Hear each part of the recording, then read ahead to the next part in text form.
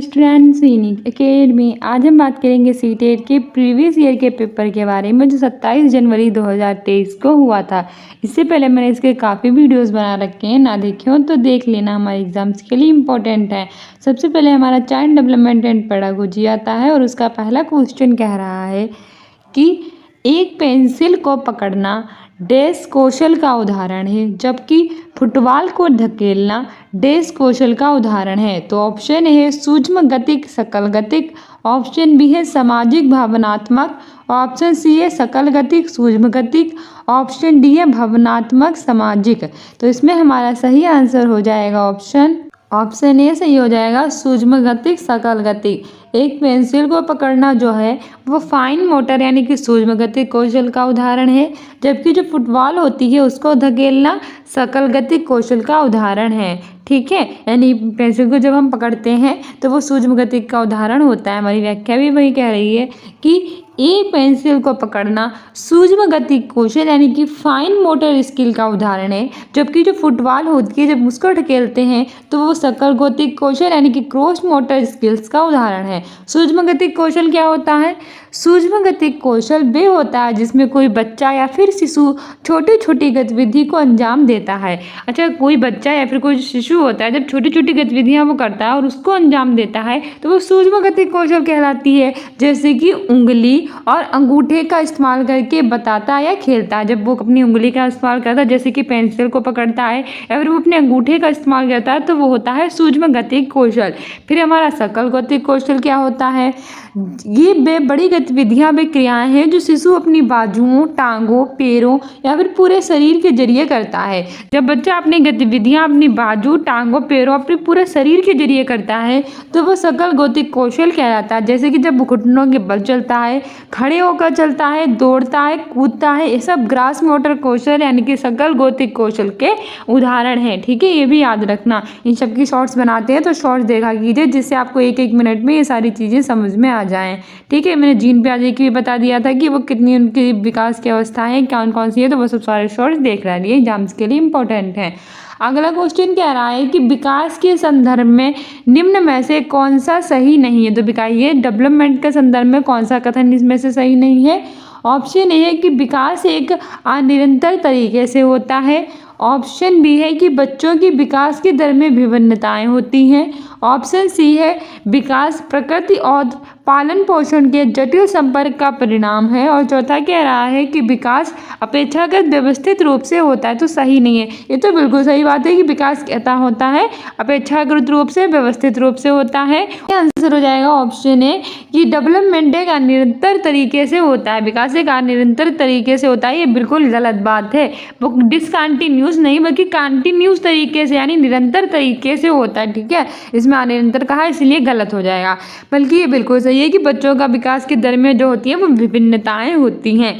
और ये भी सही है कि विकास के प्रकृति और पालन पोषण के क्या होते हैं, जटिल संपर्क का ये परिणाम होती हैं, और विकास का अपेक्षाकृत व्यवस्थित रूप होता है। ये सारी चीज़ें सही हैं। ठीक है, हमारी व्याख्या कह रही है कि विकास एक अनिरंतर तरीके से होता है। ये कथन पूरी तरह से सही नहीं है, ये कथन पूरी तरह से गलत है, क्योंकि विकास एक निरंतर चलने वाली प्रक्रिया है जो कि गर्भावस्था से प्रारंभ होकर मृत्यु तक लगातार चलती रहती है। विकास कैसी अवस्था होती है? एक ऐसी अवस्था होती है जो गर्भावस्था से प्रारंभ होती है और मृत्यु के बाद तक चलती रहती है, और विकास की गति में कभी कभी वृद्धि तथा कमी भी होती है। और विकास की गति में क्या होती है? कभी कभी कमी हो जाती है और कभी कभी उसमें वृद्धि हो जाती है, परंतु विकास की प्रक्रिया कभी रुकती नहीं है, वो लगातार चलती रहती है। इसीलिए विकल्प सही नहीं है। अगला क्वेश्चन कह रहा है कि डैश और डैश प्रारंभिक बाल्यावस्था के दौरान बच्चों के प्राथमिक समाजीकरण की संस्थाएं, यानी इन्होंने पूछा है कि बच्चों के प्राथमिक समाजीकरण की संस्थाएं कौन सी हैं? ऑप्शन ए है धार्मिक संस्थाएं और कानून, ऑप्शन बी है आस पड़ोस और सामाजिक नीतियां, ऑप्शन सी है प्रिंट मुद्रक मीडिया और विद्यालय, ऑप्शन डी है परिवार और आस पड़ोस। सही आंसर हो जाएगा हमारा ऑप्शन डी परिवार और आस पड़ोस। हमारे बच्चों के परिवार और आस पड़ोस जो होता है वो प्रारंभिक बाल्यावस्था के दौरान बच्चों की प्राथमिक संस्थाएं होती हैं समाजीकरण की। ठीक है, और जो विद्यालय होता है वो द्वितीयक होता है। हमारा व्याख्या कह रही है कि प्राथमिक समाजीकरण एक प्रक्रिया है जो जीवन के प्रारंभिक वर्षों के दौरान होती है। प्राथमिक समाजीकरण क्या होता है? वह प्रक्रिया होती है जो जीवन के जो प्रारंभिक वर्ष होते हैं उनके दौरान होती है। इसमें एक बच्चा अपने परिवार से मानदंड, मूल्य, ज्ञान, लिंग, पहचान और सामाजिक कौशल प्राप्त करता है। इसे बच्चा क्या करता है? अपने परिवार से मानदंड, मूल्य, ज्ञान, लिंग, पहचान और सामाजिक कौशल ये सारी चीज़ें प्राप्त करता है। जैसे कि परिवार, माता पिता और आस पड़ोस प्रारंभिक बाल्यावस्था के दौरान बच्चों के प्राथमिक समाजीकरण की संस्थाएं। प्राथमिक समाजीकरण की संस्थाएं क्या हैं? माता पिता, परिवार, आस पड़ोस ये सारी चीज़ें। जबकि द्वितीय समाजीकरण की संस्थाएं जो हैं वो विद्यालय है। ठीक है। अगला क्वेश्चन जीन प्याजे से आता है और मैंने जीन प्याजे का ऑलरेडी शॉर्ट्स बना रखा है, ना देखा हो तो देख लेना, जिससे आपको पता चल जाएगा कि इनकी कितनी अवस्थाएं कौन कौन सी हैं और कब कब होती हैं। ठीक है। हमारा अगला क्वेश्चन कह रहा है कि जीन पियाजे के संज्ञानात्मक विकास के सिद्धांत के अनुसार अधिकतर बच्चे किस स्तर पर सामाजिक मुद्दों और न्याय के प्रति समझ स्थापित कर लेते हैं। यानी कि जीन पियाजे का वो कौन सा विकास की अवस्था है जिसमें उन्होंने कहा है कि जो बच्चे हैं वो समाज में मुद्दे और न्याय के प्रति जो समझ होती है वो उसको स्थापित कर लेते हैं। ऑप्शन ए है संवेदीगामक, ऑप्शन बी है पूर्व संक्रियात्मक, ऑप्शन सी है मूरत संक्रियात्मक और ऑप्शन डी है औपचारिक संक्रियात्मक। इसमें हमारा सही आंसर हो जाएगा ऑप्शन डी सही हो जाएगा, फॉर्मल ऑपरेशनल, यानी कि औपचारिक संक्रियात्मक। हमारी व्याख्या कह रही है कि जीन पियाजे के संज्ञानात्मक विकास के सिद्धांत के अनुसार अधिकतर बच्चे औपचारिक संक्रियात्मक स्तर पर सामाजिक मुद्दे और न्याय के प्रति समझ स्थापित कर लेते हैं। इस अवस्था को मूरत नहीं, इस अवस्था को आमूरत संक्रियात्मक अवस्था भी कहते हैं। ठीक है। जीन पियाजे ने कितनी अवस्थाएं दी थी? 4 मैंने आपको बताया था। एक थी संवेदीगामक अवस्था जो 0 से 2 वर्ष तक थी, दूसरी थी पूर्व संक्रियात्मक अवस्था जो 2 से 7 वर्ष तक थी, तीसरी थी मूरत संक्रियात्मक अवस्था जिसे हम अनौपचारिक संक्रियात्मक अवस्था भी कहते हैं, 7 से 11 वर्ष तक थी, और चौथी थी आमूरत संक्रियात्मक अवस्था जिसे हम औपचारिक संक्रियात्मक अवस्था भी कहते हैं, 11 से किशोर अवस्था तक थी। और यही तीसरी अवस्था है जिसे हम औपचारिक संक्रियात्मक अवस्था यानी कि आमूरत संक्रियात्मक अवस्था भी कहते हैं। ठीक है। 11 से 15 वर्ष तक होती है। ठीक है। इस अवस्था में बच्चा क्या करता है? वो तार्किक चिंतन की क्षमता, समस्या समाधान की क्षमता, वास्तविक और अवास्तविक में अंतर समझने की क्षमता, इन सबका विकास उसमें हो जाता है। और इस अवस्था में आमूरत और ना दिखाई देने वाली तथ्यों उनको जोड़कर वो व्यवस्थित करना उन्हें सीख जाता है। ठीक है। आगे बढ़ते हैं और आगे हमारा अगला क्वेश्चन कह रहा है कि एक विद्यार्थी निरीक्षण करता है कि क्षण ए कथा क्षण बी से लंबी है, कथा क्षण बी क्षण सी से लंबी है। इस निरीक्षण के आधार पर विद्यार्थी निष्कर्ष निकालता है कि क्षण ए क्षण सी से लंबी है, परंतु जब यही समस्या उसमें मौखिक रूप से पूछी जाती है तो वह सही निष्कर्ष नहीं निकाल पाता। पियाजे के सिद्धांत के अनुसार विद्यार्थी संज्ञानात्मक विकास की किस अवस्था में है? मतलब एक बच्चा है, उसे जब पूछा है कि जो क्षण ए है वो क्षण बी से लंबी है और क्षण बी है वो क्षण सी से लंबी है, तो उसने निरीक्षण किया तो उसने निष्कर्ष निकाला कि जो क्षण ए है वो क्षण सी से लंबी है। लेकिन जब यही बात उसे मौखिक रूप से पूछे तो वो ये नहीं कर पाया। तो वो इसके अनुसार संज्ञानात्मक विकास की कौन सी अवस्था में है जीन पियाजे के अनुसार? ऑप्शन ए है मूरत संक्रियात्मक अवस्था, ऑप्शन बी है औपचारिक संक्रियात्मक अवस्था, ऑप्शन सी है संवेदीगामक अवस्था, ऑप्शन डी है पूर्व संक्रियात्मक अवस्था। सही आंसर हो जाएगा हमारा ऑप्शन ए, मूरत संक्रियात्मक अवस्था। ठीक है। वो कॉन्क्रीट ऑपरेशनल स्टेज में है जो कि हमारी तीसरी स्टेज है और 7 से 11 वर्ष तक होती है। ठीक है। जिसे हम कहते हैं अनौपचारिक संक्रियात्मक अवस्था। औपचारिक संक्रियात्मक अवस्था को अमूर्त कहते हैं और ये 11 से किशोर अवस्था तक होती है। संवेदीगामक 0 से 2 वर्ष तक होती है, पहली है। पूर्व संक्रियात्मक दूसरी है जो 11 से लेकर 7 से 11 वर्ष तक होती है। ठीक है। याद रखना हमारी व्याख्या कह रही है कि यदि क्षणों को विद्यार्थी के समक्ष प्रस्तुत करके लंबाई चौड़ाई के बारे में निरीक्षण करने को कहा जाता है और यदि छात्र उसका उत्तर देने में सक्षम है परंतु मौखिक रूप से इसी समस्या का उत्तर देने में अक्षम है तो वह छात्र मूरत संक्रियात्मक अवस्था में है। ठीक है। जब एक विद्यार्थी से कुछ पूछा जाता है तो उसका लंबाई चौड़ाई के आधार पर वो उसको बता देता है कि कैसे क्या है, लेकिन जब वही बात उससे मौखिक रूप से पूछी जाती तो वो नहीं बता पाता है, संक्रियात्मक अवस्था में होता है। ठीक है। क्योंकि मूरत संक्रियात्मक अवस्था में छात्रों में लंबाई, भार, आयतन आदि जो संक्रियाएं होती हैं उनका ज्ञान उनमें उत्पन्न हो जाता है, लेकिन वो अमूर्त चीज़ें सोच नहीं पाते हो, तो उसके बाद वाली अवस्था में सोचेंगे। ठीक है, ये अवस्था 7 से 11 वर्ष की आयु के बच्चों में होती है। इस अवस्था में बच्चों में संरक्षण की प्रवृत्ति और केंद्रीकरण का गुण उत्पन्न हो जाता है। काफ़ी बार पूछा जा चुका है कि केंद्रीकरण का गुण और संरक्षण की प्रवृत्ति किस आयु में विकसित होती है, तो 7 से 11 वर्ष में। जीन पियाजे की कौन सी अवस्था में होती है, तो तीसरी अवस्था में होती है, जिसे मूरत संक्रियात्मक अवस्था कहते हैं। ठीक है, अर्थात वे एक ही समय में एक से अधिक वस्तुओं पर ध्यान केंद्रित करने में सक्षम हो जाते हैं। ठीक है, आगे बढ़ते हैं और आगे हमारा लॉरेंस कोहलबर्ग से आ गया है क्वेश्चन। तो हमारा लॉरेंस कोहलबर्ग का क्वेश्चन कह रहा है कि निम्न में से किसे लॉरेंस कोहलबर्ग द्वारा वर्णित किया गया है। तो कितना इजी क्वेश्चन है कि बताइए इनमें से कौन सा वो है जिसे लॉरेंस कोहलबर्ग के द्वारा वर्णित किया गया है। ऑप्शन ए है सामाजिक अनुबंधन अभिविन्यास, ऑप्शन बी है निकटवर्ती विकास का क्षेत्र, ऑप्शन सी है आंतरिक वाक यानी कि इनर स्पीच, और ऑप्शन 4 है आत्मकेंद्रिक वाक इकोसेंट्रिक स्पीच। तो सही आंसर हमारा हो जाएगा इसमें ऑप्शन ए सामाजिक अनुबंध अभिविन्यास है, द सोशल कॉन्ट्रैक्ट ओरिएंटेशन। ठीक है, लॉरेंस कोहलबर्ग के द्वारा सामाजिक अनुबंध अभिविन्यास जो है वो वर्णित है।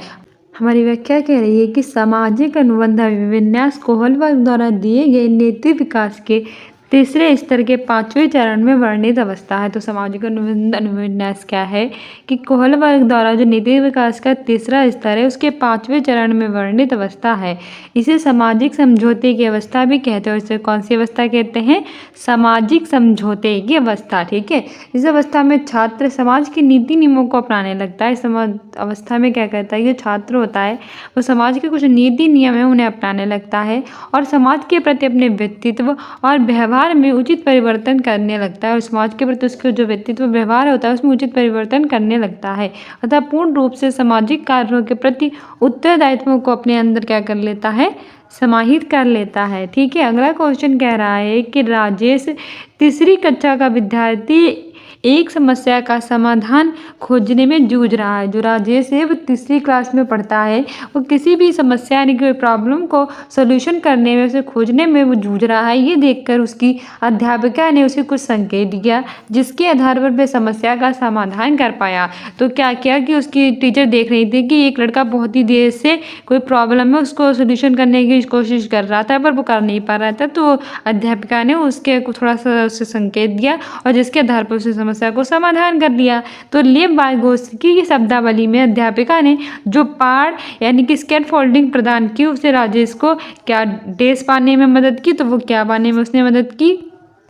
ऑप्शन ए है ईगोसेंट्रिज्म यानी कि स्व केंद्रिकता, ऑप्शन बी है अपरिवर्तनीय सोच, ऑप्शन सी है समीपस्थ विकास का क्षेत्र और ऑप्शन डी है जैविक परिपक्वता।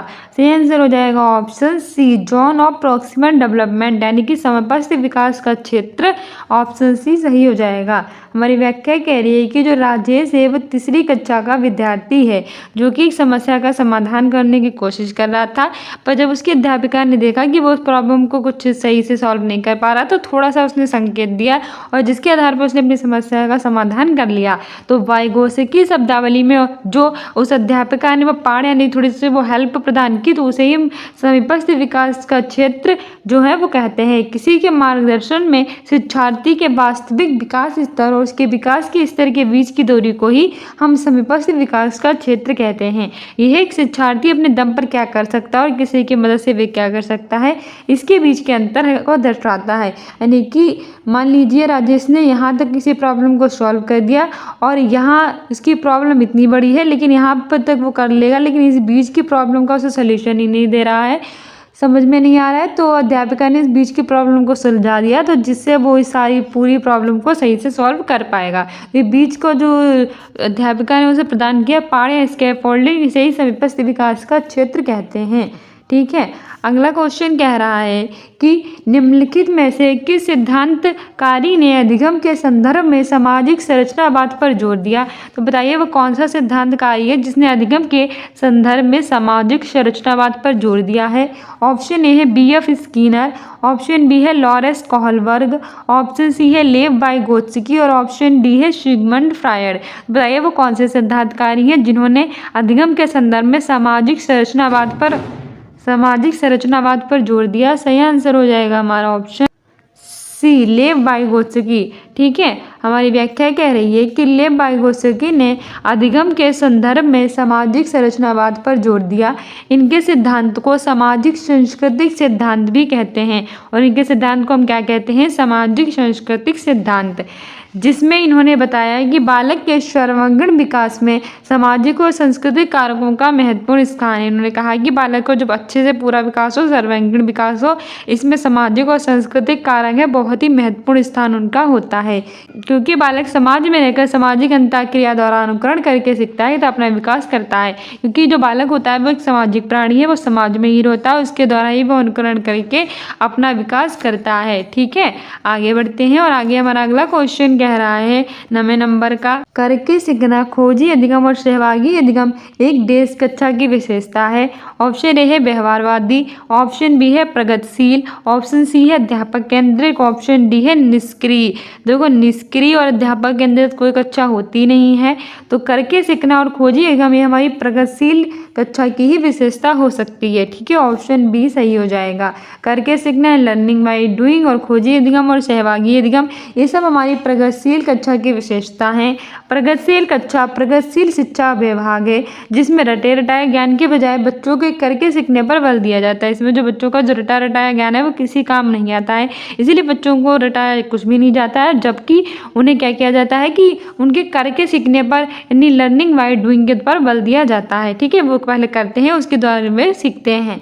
यह छात्रों को नए ज्ञान और जानकारी प्राप्त करने में सहज महसूस कराने के लिए एक लोकतांत्रिक माहौल प्रदान करती है। ये क्या करती है?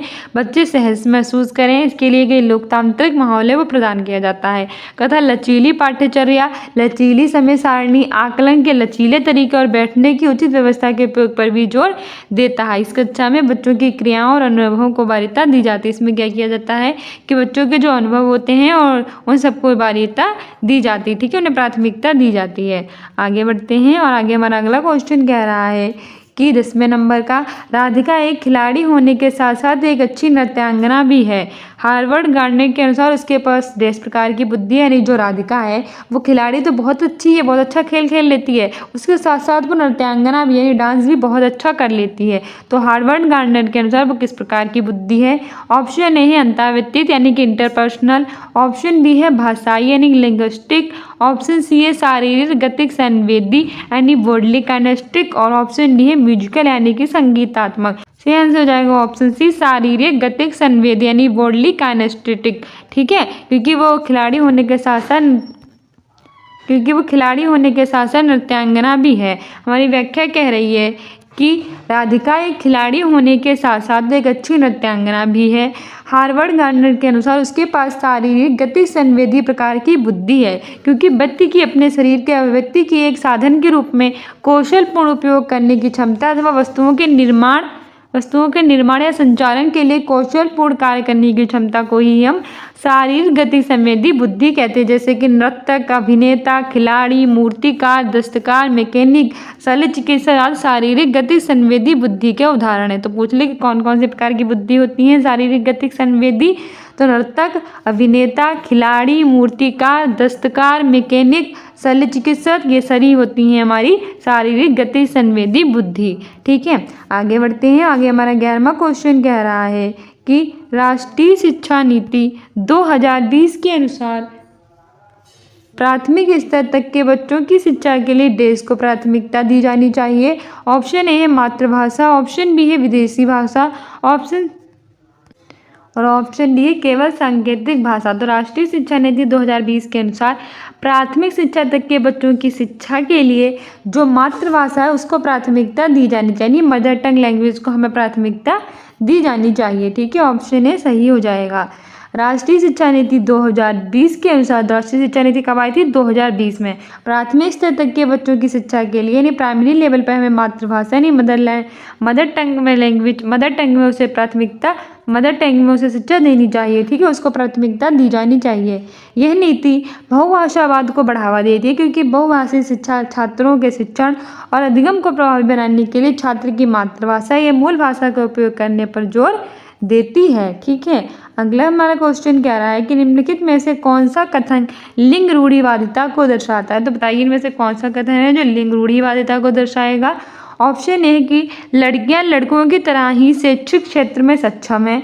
ऑप्शन बी है लड़कियां हमेशा अच्छा व्यवहार करने वाली, कोमल और भावुक होती हैं। ऑप्शन सी है लड़के और लड़कियां दोनों खेलों में अच्छा करने की क्षमता है। और ऑप्शन डी है कि लड़कियां लड़कों की तरह ही शिक्षा और परिवार दोनों को संभाल सकती है। तो बताइए कौन सा सही आंसर हो जाएगा। ऑप्शन बी, लड़कियां हमेशा अच्छा व्यवहार करने वाली, कोमल और भावुक होती हैं। ये लिंग रूढ़िवादिता को दर्शाता है। ये लोग कहते नहीं कि तुम लड़कियां हो तो थोड़ा शर्मा कर रहो, थोड़ी तुम बहुत कोमल हो, भावुक होती, इमोशंस होती हैं। ये सब बहुत दिनों से चला आ रहा है कि लड़कियां जो हो तो रोएंगी रोएंगी, लड़के हैं तो कभी रो नहीं सकते। तो ये सारी जो है धारणाएं बहुत दिनों से चली आ रही है, तो इन्हें लिंग रूढ़िवादिता कहते हैं। ठीक है, जबकि लड़कियां लड़कों की तरह शैक्षिक क्षेत्र में सक्षम है तो नई धारणा है। लड़के और लड़कियां दोनों खेल करने में सक्षमता है, ये भी नहीं है। और परिवार दोनों संभाल सकती है, ये भी नई धारणा है। ठीक है, जबकि पुराने समय से जो धारणा चली आ रही है उसे लिंग रूढ़िवादिता कहते हैं, जो ऑप्शन बी ही कह रहा है हमारी व्याख्या भी कह रही है कि लड़कियां हमेशा अच्छा व्यवहार करने वाली, कोमल और भावुक होती हैं। ये कथन लिंग रूढ़िवादिता को दर्शाता है, क्योंकि लैंगिक रूढ़िवादिता वे धारणा है जिसमें लैंगिक भेदभाव के आधार पर लड़कों और पुरुषों को लड़कियों और औरतों से अधिक महत्व दिया जाता है। इस धारणा के आधार पर लड़कों को जहाँ साहसिक कार्यों के लिए जाना जाता है, वहीं जो लड़कियां होती हैं उन्हें धारणा रखी जाती है कि वे घरेलू कार्य करेंगी और वे कोमल और साहसिक कार्यों में रुचि लेने वाली, भावुक होंगी। ठीक है, वो घर का काम करेंगी और बहुत ही कोमल होंगी, वो भारी कोई काम कर नहीं पाएंगे। जब वो लड़के होंगे वो बाहर का काम करेंगे, क्योंकि वो साहसी होंगे और बहुत ही ज़्यादा कठोर होंगे, मतलब उनमें ज़्यादा शक्ति होगी। तो ये सारी लिंग रूढ़िवादिता को दर्शाता है। अगला क्वेश्चन कह रहा है हमारा अभिकथन और कारण वाला कि एक ऐसी कक्षा जिसमें विविध सामाजिक आर्थिक परिप्रेक्ष्यों से संबंधित विद्यार्थी हैं, वहाँ अध्यापिका को मानकीकृत पाठ्यक्रम के इस्तेमाल से बचना चाहिए। और हमारा कारण कह रहा है कि बच्चे बहुत अच्छे से सीखते हैं जब वे बाहरी रूप से अभिप्रेरित हों। तो बताइए इसमें हमारा बोथ ए एंड आर, तो बताइए इसमें ए और दोनों सही है और आर ए की सही व्याख्या है। दूसरा कह रहा है कि ए और दोनों सही है लेकिन आर ए की सही व्याख्या नहीं है। तीसरा है कि ये सही है लेकिन आर गलत है। और चौथा कह रहा है कि ए और दोनों गलत हैं। तो इसमें हमारा सही आंसर हो जाएगा ऑप्शन सी, ये सही है लेकिन आर गलत है। ठीक है, हमारी व्याख्या कह रही है कि ऐसी कक्षा जिसमें विविध सामाजिक आर्थिक परिप्रेक्ष्यों से संबंधित विद्यार्थी हैं, वहाँ अध्यापिका को मानकीकृत पाठ्यक्रम के इस्तेमाल से बचना चाहिए, क्योंकि इस पाठ्यक्रम के इस्तेमाल द्वारा वंचित पृष्ठभूमि के विद्यार्थियों व सामान्य विद्यार्थियों में भेदभाव उत्पन्न हो जाता है। इससे क्या हो जाता है, जब मानकीकृत पाठ्यक्रम का प्रयोग करती है अध्यापिका, तो वंचित पृष्ठभूमि से जो बच्चे आते हैं और जो सामान्य विद्यार्थी होते हैं उनमें जो होता है भेदभाव उत्पन्न हो जाता है। और वंचित विद्यार्थी जो होते हैं वो स्वयं में कैसा महसूस करने लगते हैं, बहुत ही ज़्यादा हीन महसूस करने लगते हैं, जैसा लगता है कि उन्हें कुछ आता ही ना हो। ठीक है, और बच्चे बहुत अच्छे से तब सीखते हैं जब वे आंतरिक रूप से प्रेरित हो, ना कि बाहरी रूप से। बिल्कुल सही बात है कि हम कह देंगे तुम्हें चॉकलेट देंगे, अगर तुमने इसमें टॉप किया है फिर तुम्हें बाइक लिवाएंगे, तो वो तो बाहरी रूप से प्रेरित हो गया। इसमें कौन सी वो अच्छे से सीख ही नहीं पाएगा, वो तो सिर्फ नंबर लाने के लिए पड़ेगा ना। तो आंतरिक रूप से उसे प्रेरित होना चाहिए, ना कि बाहरी रूप से। ठीक है, हमारा अगला क्वेश्चन कह रहा है कि शिक्षक द्वारा निम्न में से पूछा गया कौन सा प्रश्न बच्चों में सृजनात्मकता और समस्या समाधान कौशलों को बढ़ावा देता है। ऑप्शन ए, प्रदूषण क्या होता है। ऑप्शन बी है, प्रदूषण किन कारणों से हो सकता है। ऑप्शन सी है, प्रदूषण कितने प्रकार का होता है। और ऑप्शन डी है, अपने शहर में आप प्रदूषण पर नियंत्रण किस प्रकार कर सकते हैं।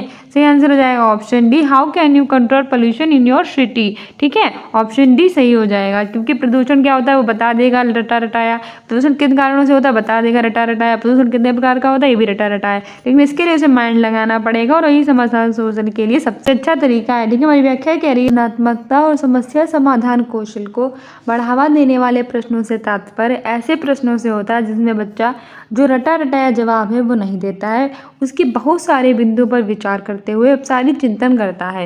यानी कि कोई आंसर है उसका रटा रटाया जवाब ना देकर उसके बहुत सारे जो पहलू होते हैं उस पर ध्यान देता है और फिर उसका आप सारी चिंतन करते हुए जवाब देता है। ये प्रश्न समाधान के विभिन्न तरीकों को दर्शाने वाले होते हैं, जिनसे बच्चों में क्या होता है कि रचनात्मकता में बच्चों की वृद्धि होती है। वो जो उसका होता है वो अर्थपूर्ण चिंतन करके नए नए समाधान को खोजता है। इस प्रकार बच्चों से पूछा ये प्रश्न कि अपने शहर में आप प्रदूषण नियंत्रण किस प्रकार करेंगे, तो बच्चों में सृजनात्मकता और समस्या समाधान कौशल है उसको बढ़ावा मिलेगा। ठीक है, बल्कि बाकी जो क्वेश्चंस होंगे उसके लिए वो जवाब को रट भी सकता है। क्योंकि प्रत्येक बच्चा अपने विविध विविध विचारों के माध्यम से शिक्षक को इस प्रश्न का उत्तर देगा। अलग अलग बच्चों के सोचने की क्षमता अलग अलग होती है और वो अलग अलग तरह से उन्हें जवाब देंगे, तो ये नहीं एक सा जवाब नहीं मिलेगा। अगला क्वेश्चन कह रहा है कि मूल्यांकन का मुख्य उद्देश्य क्या होना चाहिए। ऑप्शन ए है कि प्रदर्शन के आधार पर विद्यार्थियों का नामीकरण करना। ऑप्शन बी है माता पिता को उनके बच्चों की शिकायत करना कि क्या करने में असक्षम है। तीसरा है विद्यार्थियों में तुलना करना और पदानुक्रमता स्थापित करना। और चौथा है विद्यार्थियों द्वारा अधिगम प्रक्रिया में महसूस की जाने वाली चुनौतियों और उनके सामर्थ्य को समझना। मूल्यांकन का उद्देश्य तो ये बिल्कुल नहीं होता कि उन्हें नामीकरण कर दो, यानी कि उन्हें लेवलिंग चिपका दो और उनके माता पिता से शिकायतें क्यों करोगे, और तुलना करना तो बिल्कुल गलत बात है। सबसे पहला हमारा यही जवाब है कि विद्यार्थियों द्वारा अधिगम प्रक्रिया में महसूस की जाने वाली जो चुनौतियाँ हैं और उनके सामर्थ्य हैं उनको समझना। ऐसी शिक्षा का मतलब क्या है कि inclusive education means option A है कि विविध जरूरतों वाले विद्यार्थियों को अलग अलग स्कूलों में पढ़ाना। समावेशी शिक्षा में अलग अलग स्कूलों में नहीं बल्कि एक साथ सभी बच्चों को जो जिन्हें आवश्यकता होती है और जिन्हें नहीं होती सबको एक साथ पढ़ाया जाता है। दूसरा कह रहा है कि कैसी स्कूली व्यवस्था स्थापित करना जहाँ सभी विद्यार्थियों की ज़रूरतें पूरी हों। हाँ, देख सकते हैं। तीसरा कह रहा है कि विद्यार्थियों को प्रदर्शन के आधार पर अलग अलग समूह में क्यों बांटोगे। लेवलिंग करना, अलग अलग समूह में बैठना, अलग अलग स्कूल में पढ़ना, ये सब नहीं होगा। चौथा कह रहा है कि विद्यार्थी को स्कूल में दाखिला देकर उसी पर स्कूली व्यवस्था में समायोजित होने का भार डाल देना। क्यों भैया भार डालोगे, तो निगेटिव अच्छा हमारा होगा ऑप्शन बी, एक ऐसी स्कूल व्यवस्था स्थापित करना जहां सभी विद्यार्थियों की जो ज़रूरतें हैं पूरी हो सके। ठीक है, समावेशी शिक्षा का मतलब ही क्या होता है, एक ऐसी शिक्षा जहाँ पे सभी विद्यार्थी सामान्य आवश्यकता वाले, विशेष आवश्यकता वाले, यानी कि सभी वाले एक साथ पढ़ते हैं, उनकी सभी आवश्यकताएं पूरी होती हैं और वही कहलाती है समावेशी शिक्षा। ठीक है, तो समावेशी शिक्षा तात्पर्य ऐसी स्कूली व्यवस्था स्थापित करने से होता है जहाँ सभी विद्यार्थियों की जरूरतों को पूरा किया जा सके। समावेशी शिक्षा एक ऐसी शिक्षा होती है जिसमें सामान्य बालिकाएं, जैसे मैंने भी आपको बताया, और मानसिक जो कि या फिर कोई शारीरिक रूप से बाधित बालिकाएं सभी एक साथ बैठकर एक ही विद्यालय में शिक्षा को ग्रहण करते हैं। ठीक है, अलग थलग इसमें नहीं किया जाता है। समावेशी शिक्षा सभी नागरिकों के लिए समानता के अधिकार की बात करती है। समावेशी शिक्षा क्या करती है कि जितने भी बालक हैं वो क्या हैं, समान हैं। ठीक है, समानता की बात करती है। अतः इसके लिए विशिष्ट बालकों के अनुरूप शैक्षिक कार्यक्रम तय किए जाते हैं और उसके अनुरूप प्रभावशाली वातावरण भी तैयार किया जाता है। ठीक है, अगला क्वेश्चन कह रहा है हमारे 17वें नंबर का कि a teacher in a Divers classroom, एक विविधता वाली कक्षा में एक शिक्षक को क्या करना चाहिए। तो बताइए, एक विविधता वाली कक्षा है उसमें हमारे जो टीचर्स हैं उन्हें करना क्या चाहिए। तो हमारा ऑप्शन ए है कि अन्य बच्चों की उपलब्धि बढ़ाने के लिए कुछ छात्रों की उपेक्षा करनी चाहिए। अपने माइंड में थोड़ा दिमाग लगाओ कि हम क्या बच्चों की उपेक्षा करने के लिए बैठे हैं, बिल्कुल गलत बात है, उपेक्षा तो करनी ही नहीं चाहिए। दूसरा कह रहा है कि विद्यार्थियों की आवश्यकताओं के अनुसार विभिन्न शिक्षण विधियां, मूल्यांकन विधियों का उपयोग करना चाहिए। हाँ, ठीक लग रहा है। तीसरा कह रहा है कि विद्यार्थियों के सीखने के स्तर को कोई महत्व नहीं देना चाहिए। बाप रे बाप, कितना बकवास क्वेश्चन है कि क्यों नहीं महत्व देंगे। विद्यार्थियों के लिए तो हम बैठे हैं, हमारा काम ही क्या है, विद्यार्थियों की जरूरतों को पूरा करना, और ये कह रहा है कि कोई महत्व ही ना दो, तो गलत हो जाएगा। कक्षा में एक भयभीत वातावरण, बिल्कुल गलत बात है। अगर हम फेयरफुल इन्वायरमेंट तैयार कर देंगे तो बच्चे होंगे वो डर जाएंगे और कभी सीखने के लिए आतुर ही नहीं होंगे। और बच्चों को भेजते क्यों है पेरेंट्स, की वो अच्छे से सीख पाएँ। तो सबसे प्यारा हमारा ऑप्शन भी हो जाएगा कि विद्यार्थियों की जो आवश्यकता है उसके द्वारा जो विभिन्न शिक्षण, अधिगम और मूल्यांकन की विधियां उसका उपयोग करना चाहिए। ठीक है, ऑप्शन बी सही हो जाएगा। हमारी व्याख्या भी कह रही है कि एक विविधता वाली कक्षा में एक शिक्षक को विद्यार्थियों की जो आवश्यकता है उसके अनुसार ही विभिन्न शिक्षण, अधिगम और मूल्यांकन विधियों का उपयोग है वो करना चाहिए, जिससे छात्र पूर्ण रुचि के साथ, यानी पूरी रुचि के साथ अधिगम की प्रक्रिया में भाग लें और उसके पूर्ण अर्थ के साथ अधिगम को ग्रहण कर सके। ठीक है, अगला क्वेश्चन कह रहा है कि पठन विकल्प से जूझने वाले विद्यार्थी में डैश और गुणज विकल्प से जूझने वाले विद्यार्थी में डैश में सापेक्ष रूप से चुनौती महसूस करते हैं। ऑप्शन ए है वाचन और लिखने यानी अंकों के हेरफेर, दूसरा है अंकों के हेरफेर शब्दवर्तनी, और तीसरा है शब्दवर्तनी शारीरिक समन्वयता, और चौथा है कि शारीरिक समन्वयता कहानी लेखन। तो बताइए, पठन विकल्प यानी कि डिसलेक्सिया से जूझने वाले विद्यार्थी और गुणज विकल्प यानी डिसकैलकुलिया से जूझने वाले विद्यार्थी में सापेक्ष रूप से कौन सी चुनौती महसूस होती है। तो देखो जो हमारे डिसलेक्सिया से होते हैं उनमें तो अंकों का हेरफेर होगा, तो ये तो हटा दो क्योंकि अंकों का हेरफेर पहले है। शब्द वर्तनी शारीरिक संबंधिता ये कुछ नहीं होगा। वाचन और लिखना और अंकों का हेरफेर ऑप्शन ए सही हो जाएगा। जो डिसलेक्सिया होती है उसे रीडिंग वाली प्रॉब्लम होती है, और जैसे डिसकैलकुलिया होती है उसे मैथमेटिक्स वाली प्रॉब्लम होती है। यानी कि व्याकरण विकल्प से जूझने वाले विद्यार्थी वाचन और लिखने में, और गुणज विकल्प से जूझने वाले विद्यार्थी अंकों के हेरफेर में सापेक्ष रूप से चुनौती महसूस करेंगे। तो ऑप्शन ए ही सही हो जाएगा। ठीक है, तो हमारी व्याख्या कह रही है कि पठन विकल यानी कि डिसलेक्सिया से जूझने वाले विद्यार्थी वाचन और लेखन में तथा गुणज विकल यानी डिसकैलकुलिया से जूझने वाले विद्यार्थी अंकों के हेरफेर में सापेक्ष रूप से चुनौती महसूस करेंगे। अब पठन विकल यानी डिसलेक्सिया क्या होती है? डिसलेक्सिया एक सीखने और पढ़ने की समस्या है। डिसलेक्सिया क्या है? एक सीखने, कोई भी चीज़ सीखने में और कोई भी चीज़ पढ़ने में समस्या होती है। इसमें जो बच्चों के अक्षर होते हैं उसके लिखित रूप और उच्चारण के संबंध में उन्हें दिक्कत आती है। यानी कि वो आपने तारे ज़मीन पे नहीं देखी होगी, वो 6 को 9 पढ़ता है और उल्टा मतलब पढ़ा जाता है। ठीक है, तो उसने डिसलेक्सिया में उसे यही प्रॉब्लम होती है कि वो लिखने और पढ़ने में प्रॉब्लम फेस करता है। जबकि जो डिसकैलकुलिया होती है यानी गुणज वैकल्य होता है, उसमें क्या होता है? डिसकैलकुलिया एक सीखने की कठिनाई है जो किसी व्यक्ति की बुनियादी क्षमता को प्रभावित करती है, जिससे बच्चा अंग्रेज जैसे, मतलब इसमें क्या होता है?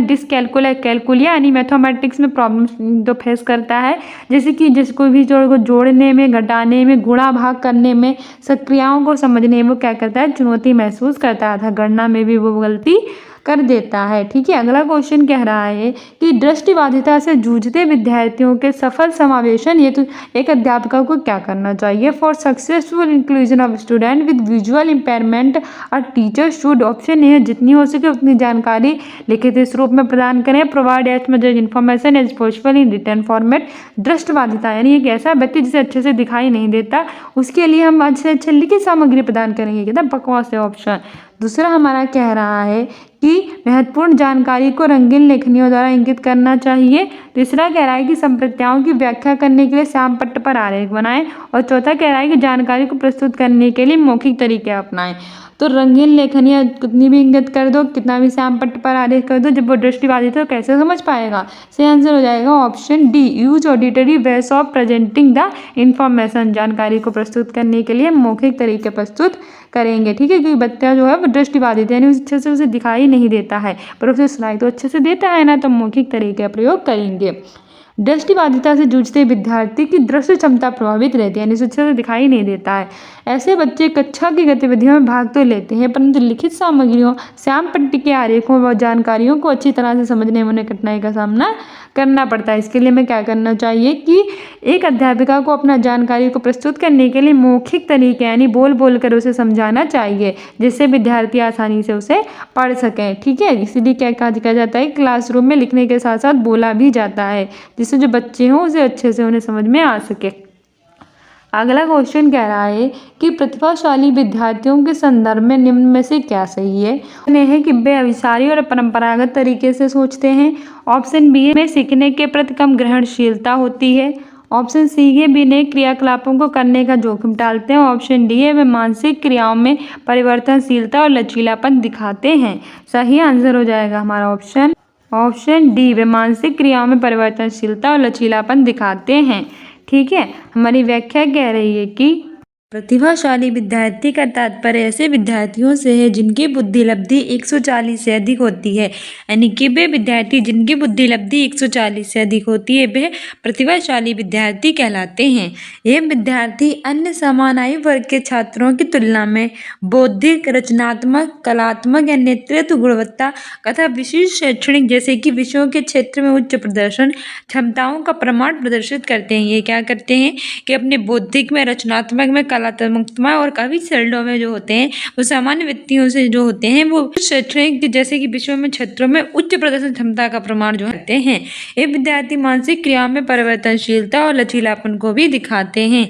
ठीक है, अगला क्वेश्चन कह रहा है कि एक अध्यापिका को कक्षा में विद्यार्थियों के बीच सहभागिता, बातचीत और वैचारिक बहस के बढ़ावा देना चाहिए। कारण कह रहा है कि बच्चे सामाजिक अंतःक्रिया द्वारा अपने वातावरण के में अर्थ सृजन में सक्षम होते हैं। तो सही विकल्प चुनना है। पहला कह रहा है कि ए और दोनों सही है और आर एक की सही व्याख्या करता है। दूसरा कह रहा है कि ए और दोनों सही है लेकिन आर एक की सही व्याख्या नहीं है। तीसरा कह रहा है कि ये सही है लेकिन आर गलत है। और चौथा कह रहा है कि ए और आर दोनों गलत हैं। सही आंसर हो जाएगा ऑप्शन ए और दोनों सही है और आर एक की सही व्याख्या करता है। ठीक है, हमारी व्याख्या कह रही है कि एक जो अध्यापिका होती है उसको कक्षा में विद्यार्थियों के बीच सहभागिता, बातचीत और जो वैचारिक बहस होती है उसको बढ़ावा देना चाहिए। इससे क्या होगा कि बच्चे एक दूसरे को समझ पाएंगे, जो दिमाग में चल रहा है उन सबको आगे रख पाएंगे, वो एक दूसरे का सहयोग कर पाएंगे और सामाजिक में अंतःक्रिया द्वारा अपने वातावरण के बारे में अर्थ को भी सृजन करने में सक्षम होंगे। ठीक है, इसलिए और दोनों सही हैं और आर जो है वो एक ही सही व्याख्या करता है। अगला क्वेश्चन कह रहा है कि अधिगम एक सक्रिय प्रक्रिया है जो एक सांस्कृतिक संदर्भ में होती है। निम्न में से कौन सा दृष्टिकोण इस विचार में विश्वास रखता है? ऑप्शन ए है मनोविश्लेषणवाद, ऑप्शन बी है व्यवहारवाद, ऑप्शन बी सी है सामाजिक संरचनावाद, ऑप्शन डी है नैतिकवाद। सही आंसर हो जाएगा ऑप्शन सी। ठीक है, सामाजिक संरचनावाद। हमारी व्याख्या कह रही है कि अधिगम एक सक्रिय प्रक्रिया, तो अधिगम यानी कि जो लर्निंग है वो कैसी प्रक्रिया है, सक्रिय है कि निष्क्रिय है? सक्रिय है। ठीक है, पॉजिटिव है। सक्रिय प्रक्रिया है जो एक सांस्कृतिक संदर्भ में होती है। ऐसे विचार में विश्वास सामाजिक संरचनावादी दृष्टिकोण रखता है।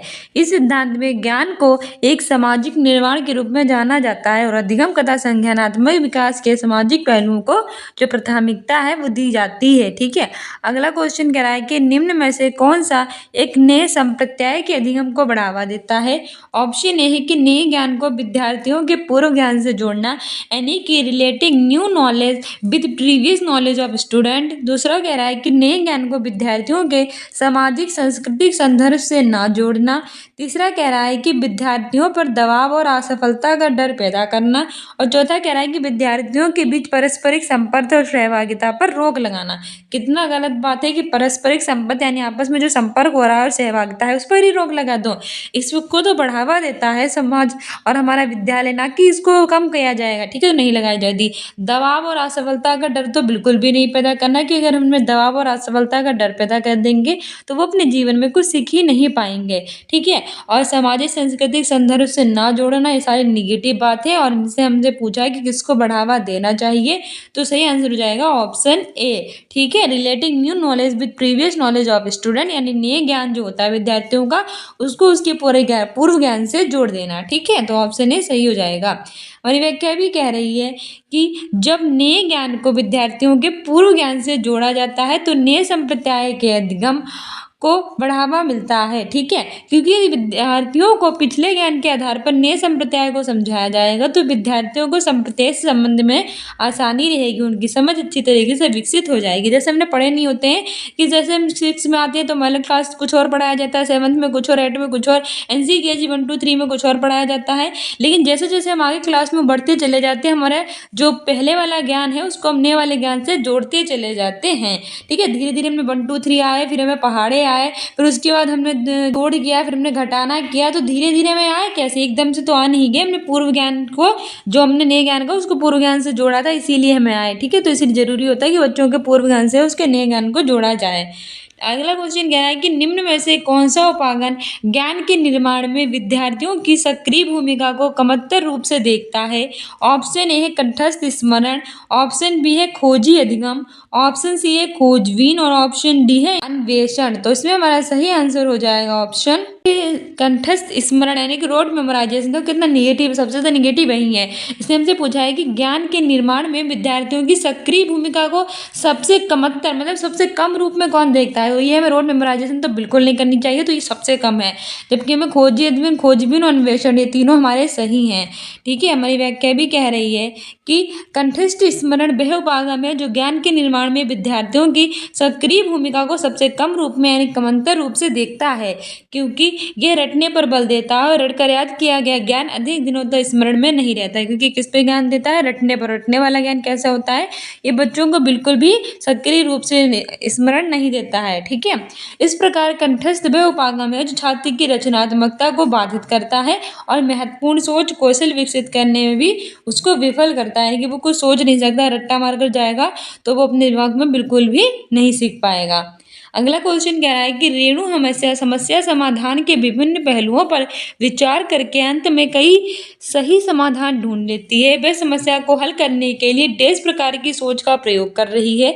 ऑप्शन ए है अपसारी, ऑप्शन बी है अभिसारी, ऑप्शन सी है आत्मकेंद्रित, ऑप्शन डी है आंतरिक। सही आंसर हो जाएगा ऑप्शन ए अपसारी। ठीक है, समस्या समाधान के कई सारे पहलुओं पर अगर वो विचार कर रही है तो वो अपसारी थिंकिंग कर रही है। हमारी व्याख्या कह रही है कि जो रेणु है वो हमेशा समस्या समाधान यानी प्रॉब्लम सॉल्विंग के विभिन्न पहलुओं यानी अलग अलग पहलुओं पर क्या कर रही है, विचार कर रही है और अंत में कई समाधान को वो ढूंढ भी लेती है। तो वह समस्या को हल करने के लिए अपसारी प्रकार की सोच का प्रयोग कर रही है। ठीक है, अपसारी सोच होती क्या है? अपसारी सोच को हम सृजनात्मक चिंतन कहते हैं। जब किसी व्यक्ति के सामने कोई समस्या रखी जाती है तो वह व्यक्ति उस समस्या के समाधान के लिए अपनी कल्पना शक्ति का प्रयोग करता है और समस्या एक से अधिक प्रकार के हलों को जब वो ढूंढ लेता है तो वो सोच ही अपसारी सोच कहलाती है। ठीक है, अगला क्वेश्चन कह रहा है कि विद्यार्थियों द्वारा की गई त्रुटियों से निपटने का सही तरीका क्या है? नहीं, अब जो पढ़ा रहे हैं अपने क्लास में और आपके विद्यार्थी ने कोई गलती कर दी तो उसके लिए आप क्या कर सकते हैं, कौन सा तरीका है उसे निपटने के लिए? ऑप्शन है कि विद्यार्थियों की त्रुटियों करने के लिए त्रुटियां यानी कि मिस्टेक करने के लिए उन्हें दंडित करें। दूसरा क्या है कि विद्यार्थियों को सीधे सही जवाब बता देना और उसे बार बार कॉपी में लिखने को देना। तीसरा कह रहा है कि विद्यार्थियों को अपने सहपाठी का सही जवाब नकल करने को कहना। और चौथा कह रहा है कि अधिगम कमियों का विश्लेषण करना जिनकी वजह से त्रुटि हुई है वह विद्यार्थियों को तदनुसार सहायता प्रदान करना। देखो भैया, हमने जितने भी आंसर्स पढ़े हैं इसमें से सबसे अच्छा हमारा यही लग रहा है कि हमें क्या करना चाहिए कि जो बच्चा क्यों गलती कर रहा है हमें उसके बारे में पता लगाना चाहिए और फिर वो गलती वैसी ना करे उसके लिए उसकी हेल्प करनी चाहिए। ठीक है, हमारा ऑप्शन डी सही हो जाएगा। देखिए कितना बकवास ये वाला है, नकल करने के लिए नकल करने को कभी प्रोत्साहित नहीं करना चाहिए हमें। और जो हमें कह रहा है कि उसे दंडित नहीं करना चाहिए जबकि उसमें कोई प्रॉब्लम होगी इसलिए तो वो मिस्टेक कर रहा है। छोटा सा बच्चा अपने आप तो कर नहीं रहा है। जैसे कि बचपन में लोग कहते थे टीचर्स हमें कि 2 का पहाड़ा सुनाओ, हम 2 का पहाड़ा सुनाते थे, 2 की दूनी 4, 2 तिया 6, 2 चक्कू 8। और जब हम 10 कह ही नहीं पाते थे उसकी जगह पे 12 कह देते थे या फिर हम कह देते थे इसके आगे हमें आता ही नहीं है। तो बच्चा गलती कर नहीं रहा होता है, उससे हो जाती है। ठीक है, तो उसे दंडित नहीं करना चाहिए, समझाना ही चाहिए कि 2 पंचे 10 होते हैं। उसके बाद उसकी हेल्प करनी चाहिए कि कैसे लिखना चाहिए, कैसे करना चाहिए, आगे का पहाड़ा वो अच्छे से याद कर लेगा। ठीक है, तो उसे दंडित नहीं करना चाहिए। तो ये वाला तो गलत है, सीधे जवाब ही बता दो और कॉपी में लिखने के लिए कह दो, फिर तो वो अपनी लाइफ में कुछ कर ही नहीं पाएगा। उसे सीधे अगर हम आंसर बता देंगे तो ये भी गलत है। ठीक है, तो हमारा सही आंसर हो जाएगा जो हमने आपको बताया ऑप्शन डी। ठीक है, हमारी व्याख्या कह रही है कि विद्यार्थियों द्वारा की गई त्रुटियों से निपटने का सही तरीका यही होती है कि शिक्षक द्वारा विद्यार्थियों की उन अधिगम कमियों का विश्लेषण किया जाए जिनकी वजह से त्रुटियां हो रही हैं, यानी कि जिस वजह से वो गलती कर रहा है सबसे पहले उसके बारे में जानो कि वो क्यों गलती कर रहा है, फिर उन्हें सहायता प्रदान करो जिससे वो अधिगम में उनके सहायक और वो दोबारा ऐसी गलती ना करें। ठीक है, अगला क्वेश्चन कह रहा है कि ऐसी स्थिति में जब परिणाम अनिश्चित हैं लेकिन ध्यान असफलता पर है, विद्यार्थी निम्न में से किस संवेग का अनुभव करेंगे? ठीक है, ऑप्शन ए है आनंद, ऑप्शन बी है दुश्चिंता, ऑप्शन सी है उम्मीद और ऑप्शन डी है बोरियत। ऑप्शन हमारा सही हो जाएगा बी दुश्चिंता। ठीक है, ऐसी स्थिति में जब परिणाम जो होते हैं अनिश्चित होते हैं, पता नहीं होता कि हम पास होंगे कि फेल होंगे और हमारा सारा ध्यान कैसा होता है कि हम फेल ही होंगे, कुछ भी हो जाए हम फेल ही हो जाएंगे। जैसे सीटेट में है, हमें ऐसा लग रहा होगा कि अगर हमने अच्छे से पढ़ाई नहीं की तो हम फेल ही हो जाएंगे।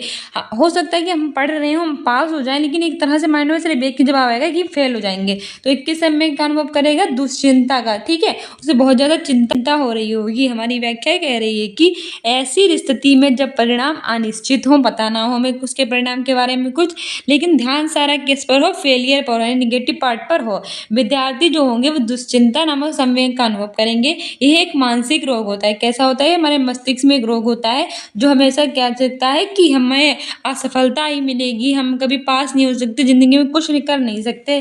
ठीक है, जिसमें रोगी को तेज बेचैनी होती है, इसके बाद नकारात्मक यानी गलत विचार आते हैं, चिंता और डर का आभास होता है उसे, तथा व्यक्ति हर वक्त इस बात का डर लगा रहता है कि कुछ गलत होने वाला है। घबराहट के दौरे यानी पैनिक अटैक जिसे कहते हैं वो होने लगते हैं और विद्यार्थियों के स्वास्थ्य के लिए बिल्कुल सही नहीं होता है। ठीक है, बहुत ही ज़्यादा गलत होता है। अगला क्वेश्चन कह रहा है कि विद्यार्थियों को किस तरह के लक्ष्य निर्धारित करने के लिए प्रेरित करना चाहिए? ऑप्शन ए है महारत उन्मुखी, ऑप्शन बी है प्रदर्शन उन्मुखी, ऑप्शन सी है असफलता स्वीकार्य, ऑप्शन डी है महारत परिहारी। सही आंसर हो जाएगा ऑप्शन ए महारत उन्मुखी।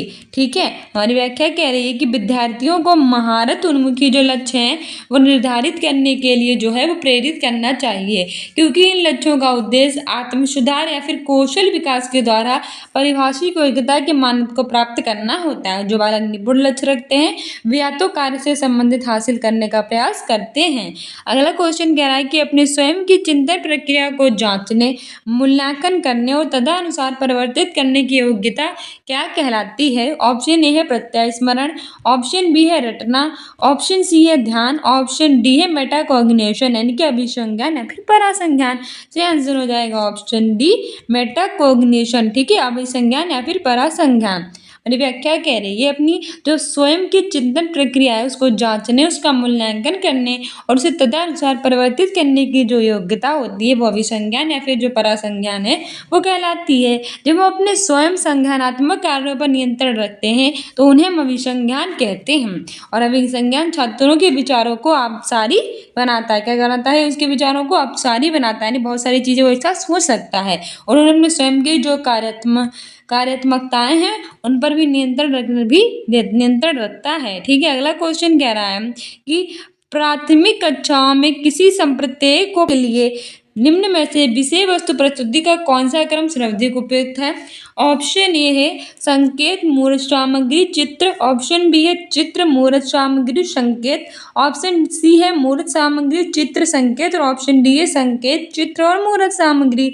सही आंसर हमारा हो जाएगा ऑप्शन सी मूल सामग्री चित्र और संकेत यानी ठीक है concrete materials images and symbols. हमारी व्याख्या कह रही है कि प्राथमिक कक्षाओं में किसी संप्रदाय को पढ़ाने के लिए विषय वस्तु प्रस्तुति की जो मूर्त सामग्री चित्र संकेत क्रम सर्वाधिक उपयुक्त होता है, क्योंकि इससे पहले बच्चों को मूर्त सामग्री को दिखाकर जो अवधारणाएं होती हैं उनकी समझ उत्पन्न की जाती है। फिर चिन्ह के माध्यम से बच्चे जो होते हैं उन अवधारणाओं से संबंध विस्थापित करना सीख जाते हैं और उसके बाद संकेतों के माध्यम से जो आमूल चिंतन है वो भी करने लगते हैं। इस तरह से बच्चा प्रत्येक चीज स्टूडेंट है हमारे सीटेट का प्रीवियस ईयर का paper. I hope you like this video. If you like it then like subscribe and share and don't forget to subscribe this channel. साथ ही हमने प्रीवियस ईयर के सारे वीडियोस बना रखे हैं, बना दी है। ठीक है, मिलते हैं नेक्स्ट वीडियो में। Thank you, bye, keep loving, keep watching and keep sharing.